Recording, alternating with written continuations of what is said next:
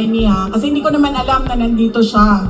Noong October 2023, pumunta ako sa kanya. Sabi ko sa kanya, pwede mo ba akong tulungan? Kailangan ko kausapin ang Pangulo.